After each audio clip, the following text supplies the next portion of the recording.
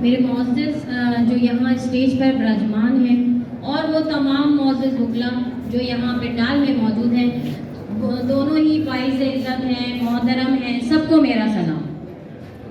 آج میں صرف ایک بات یہاں کرنا چاہتی ہوں کہ ہم ووٹ کس کو دیں؟ ہم وکلا جو باشعور سمجھے جاتے ہیں، جو باصلاحیت سمجھے جاتے ہیں، کہ جن کے کندھوں پر آزادی کی تحریکیں چلی ہیں، کہ جن کی وجہ سے ملکوں نے آزادی حاصل کی ہے، ہم کس طرف چاہ رہے ہیں؟ کیا ہم کسی بھیڑ چال کا حصہ بن رہے ہیں؟ ہم ووٹ کس کو دیں؟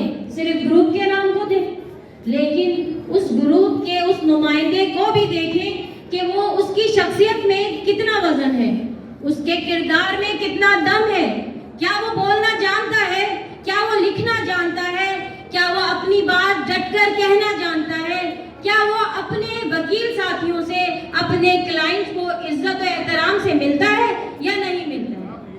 اگر یہ ساری خصوصیت اس نمائندے میں ہیں تو ہمیں ضرور اس کے لیے ووٹ دینا چاہیے۔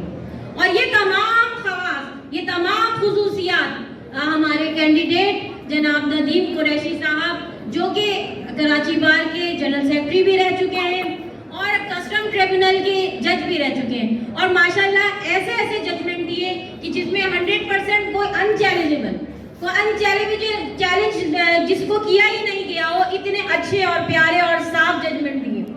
تو میرا کہنا یہ ہے کہ آپ ایسے نمائندے کو کامیاب کریں کہ جو آپ کی بھی آواز ہو اور ہماری بھی آواز ہو۔ اور ایک شعر میں ندیم قریشی صاحب کے لیے ہی کہوں گی، گل کھلانے کا ہنر، گل کھلانے کا ہنر مجھ کو بھی آتا ہے، گل کھلانے کا ہنر مجھ کو بھی آتا ہے، میں وہ قطرہ ہوں سمندر میرے گھر آتا ہے۔ شکریہ۔